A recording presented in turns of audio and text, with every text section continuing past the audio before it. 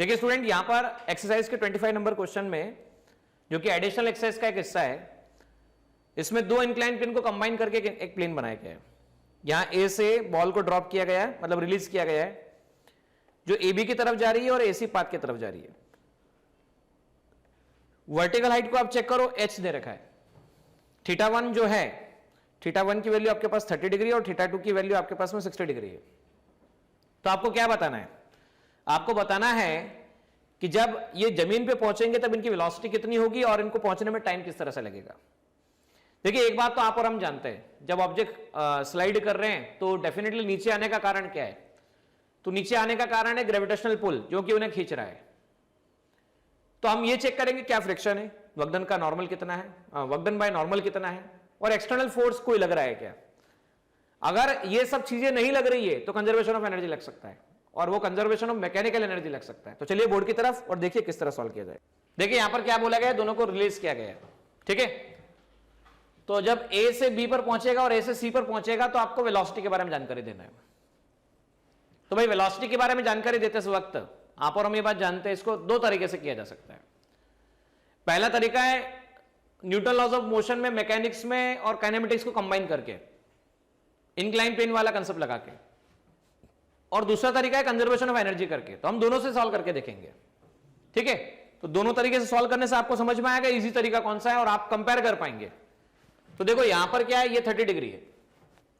मान लीजिए जब भी किसी इंक्लाइन प्लेन पर किसी भी ऑब्जेक्ट को मूव करवाया जाता है या रिलीज किया जाता है, तो हम ये बात सीख चुके हैं पहले भी, कैम मास के किसी भी ऑब्जेक्ट को इंक्लाइन प्लेन पर रिलीज करने पर एक्सेलरेशन की वैल्यू जी साइन थीटा होता है, और जब भी रिलीज वर्ड बोला जाए तो यू इक्वल टू 0 होता है।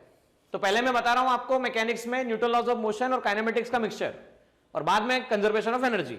देखिए ए से यहां पर गया तो distance covered by A to B कैसे निकाला जाएगा? भाई वर्टिकल हाइट एच है, ये ए है और ये बी है, ये सी है, मैं मान लेता हूं डी है, तो आपको डी चाहिए, ए बी चाहिए।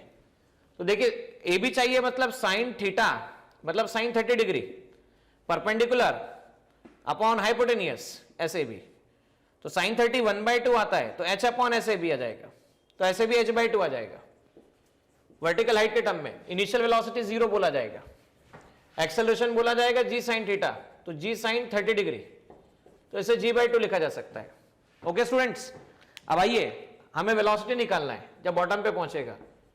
तो v² इक्वल टू बी पर पहुंचेगा, जब ए से निकला u² twice acceleration A B plane के लिए और displacement from A to B, तो वेलोसिटी एट b², ये आ गया आपके पास में 0 का स्क्वायर।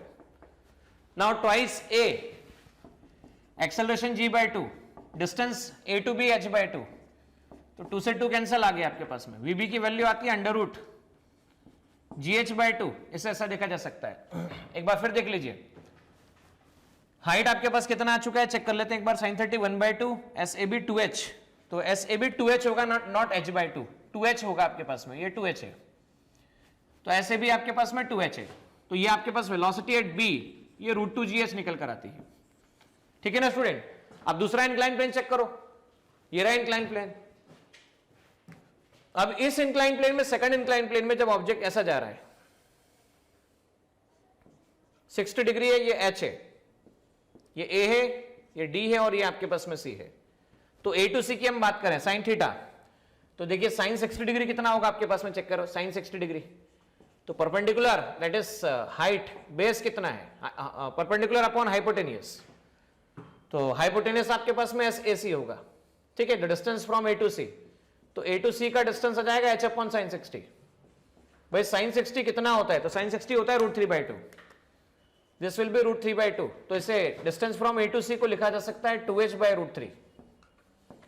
अब हम बात करें इनिशियल वेलोसिटी एट a0, एक ही बात है g साइन थीटा, तो g sine 60 degree, g sine 60 degree, sine 60 कितना होता है, तो √3/2 होता है, तो g √3/2, इसे ऐसा लिखा जा सकता है। डिस्टेंस कितना है, तो ये 2h/√3।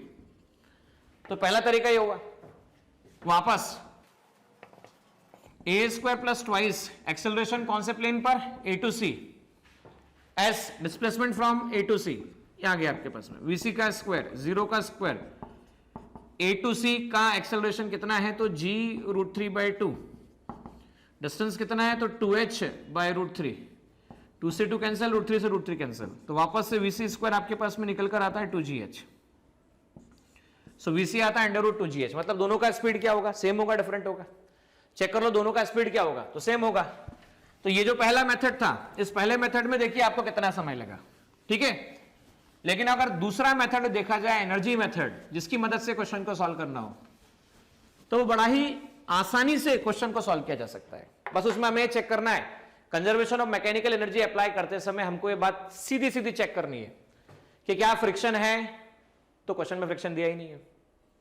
Work done by normal क्या है, तो हम कई बार क्लास में डिस्कस कर चुके हैं कि भाई नॉर्मल, जैसे एम मास का ब्लॉक है, नॉर्मल ऐसा होगा, डिस्प्लेसमेंट ऐसा होगा, तो दोनों के बीच का एंगल 90 डिग्री होगा। तो दोनों के बीच का एंगल 90 डिग्री हुआ, तो work done by normal check करने आप गए, तो force into displacement into cos 90, cos 90 work done 0, मतलब नॉर्मल का वर्क डन 0 है। टेंशन है क्या, टेंशन नहीं है।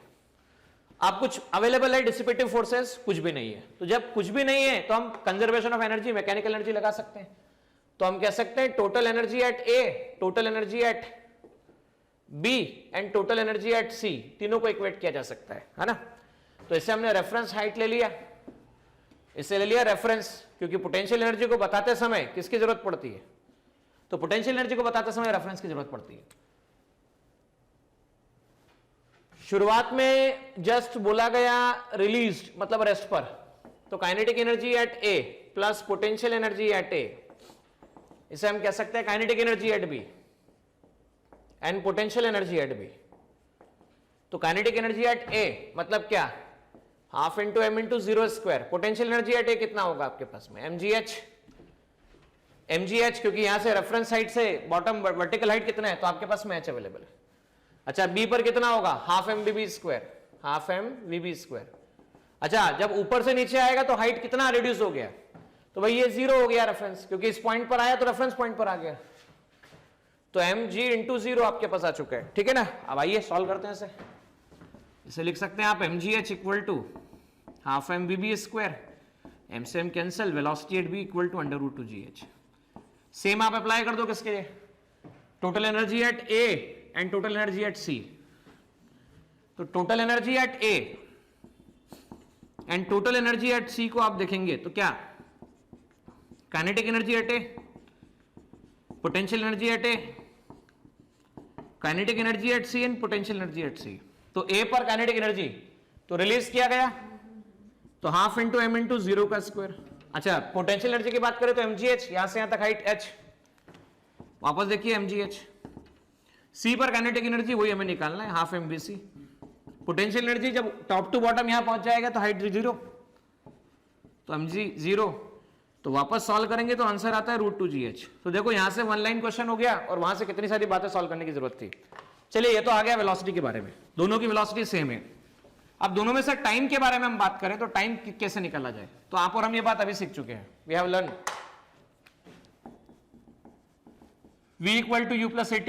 तो चलिए time from a to b की हम बात कर लें। दोनों की वेलोसिटी √2gh, बॉटम पे पहुंचते समय 0 g sin 30 degree, time from a to b।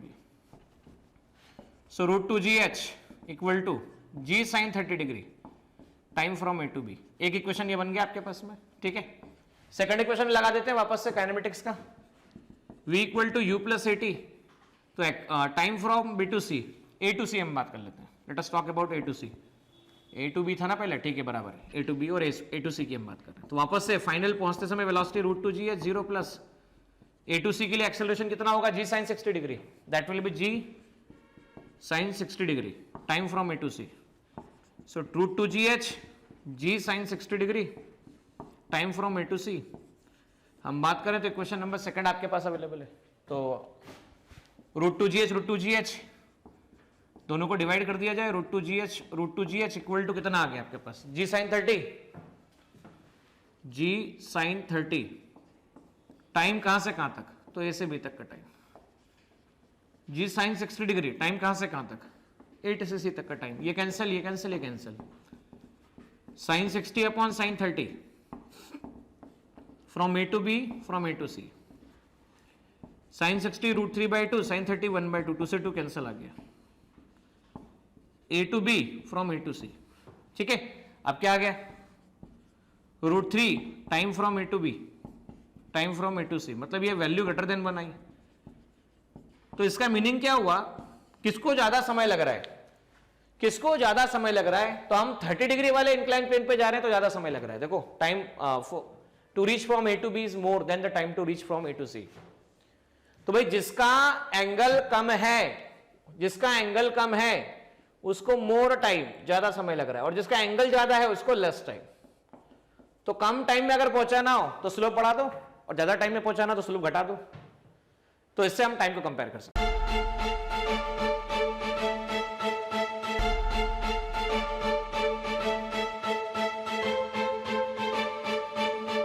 Purohit academy, main branch Prabhat Chowk, MJ college road, Lokmanya हॉस्पिटलच्या बाजूला, जळगाव, आणि पांडे क्लासेस जवळ, बंधन बँके शेजारी, ट्रॅफिक गार्डनच्या समोर, जळगाव।